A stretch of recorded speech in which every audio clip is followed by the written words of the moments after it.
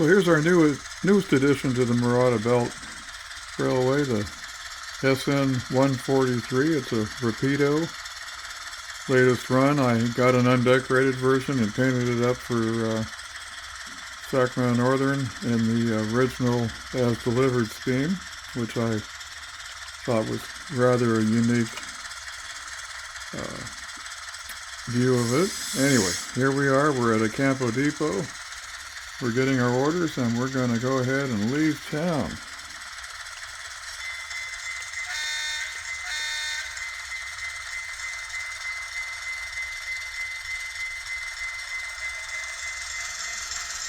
And by the way, we have the SN steel train today, before the detour over the Santa Fe. So this is still using the old line out of West Sacramento. The bridge has not collapsed over the Olo Causeway as of yet, so we don't need a caboose behind the tower. We just can get by with one caboose today.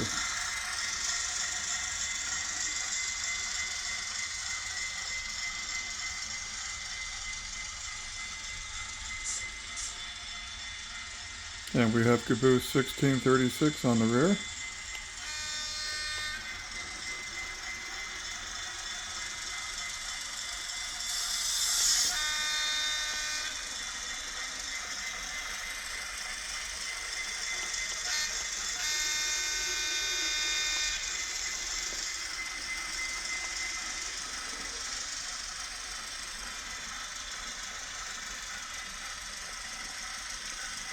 The decals on the 44-tonner from Custom Tracks, which has recently retired from the hobby.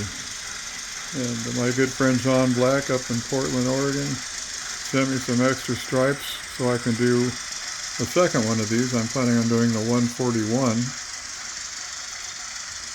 which is one of the earlier versions of the 44-tonner. Didn't have the end radiator grills like this one does. And the little shorty steel gonds are kitbashed. I did these years ago. Basically, train set gondolas that I got for probably 50 cents each at the Turlock Train Show. Cut them up, added steel coils, and my eventual goal is to do the two F3s and a full-size steel train, probably with somewhere between 10 and 15 cars.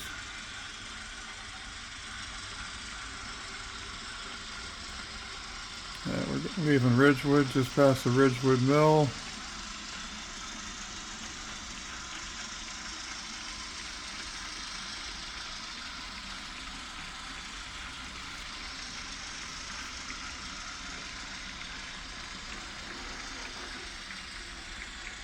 I grew up with these 44-tonners. I remember SN kept two of them in downtown Sacramento. And they were power for the Chico local. So they'd go out 3 nights a week around 8 o'clock at night. They were set up for MU control. The train's going to duck through these buildings now at a Campo.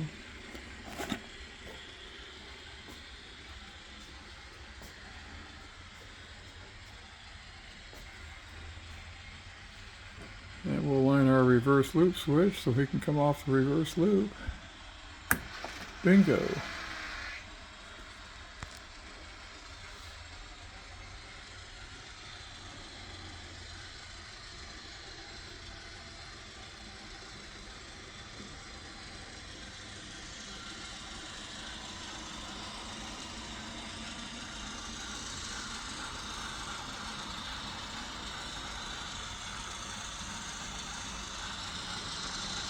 My friend Pat Davis did the artwork for these Timken roller bearing symbol on these gondolas, the little gold symbol that you see there at the end of the car. And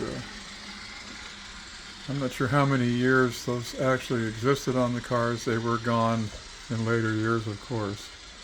But we're doing the 1950s here. early 1950s, so my time frame may be a little bit off between the paint scheme on the 44 tonner and the shorty guns. But what the heck.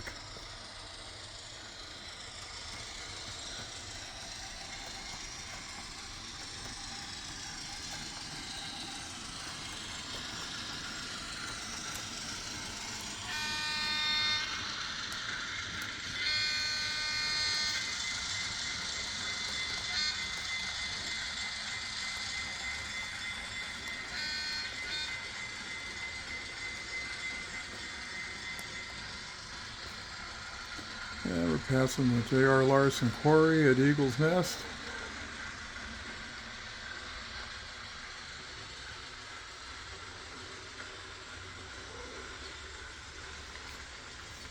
Always something going on here at the quarry.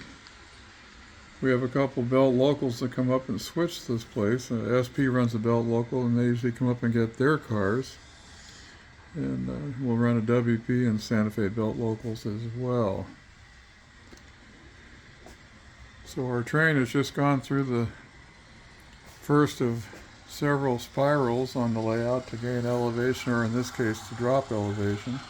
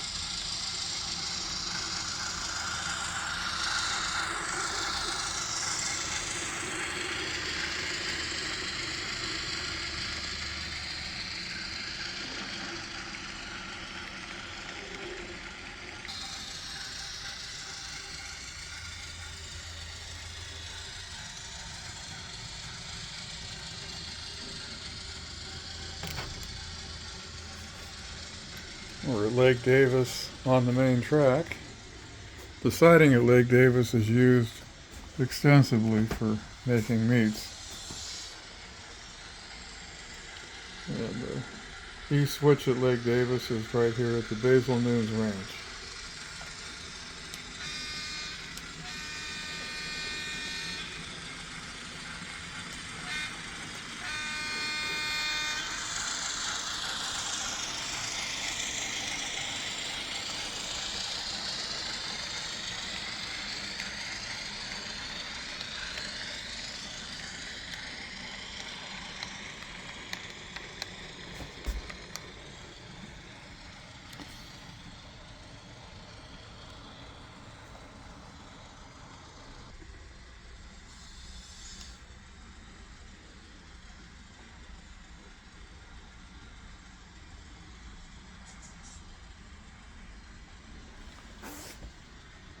We can hear him coming. He's going through the second spiral of 3. Again, an elevation change.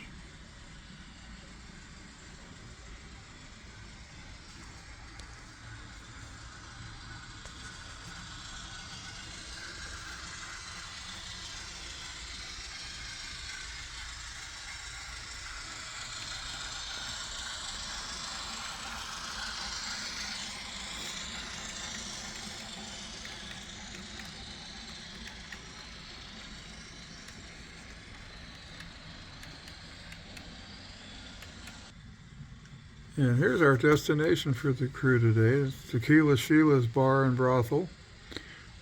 I'm sure the Sacramento Northern guys that I know probably did a little party in there. And then they'd go over here to Jim Denny's Diner for an after-party snack. The real Jim Denny's exists in Sacramento, California, and located on, I think it's 16th Street or maybe 12th Street. in the center of downtown, and gone through an ownership change. It's back open again. Famous for hubcap size pancakes. So nothing else going on at Junction City at the moment, but our train is getting close.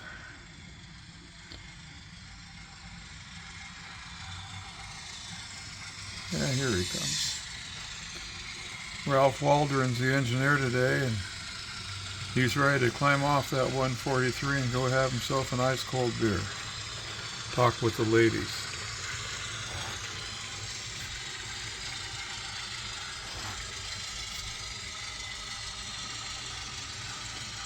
And he'll spot his engine by the bar, make the conductor walk up.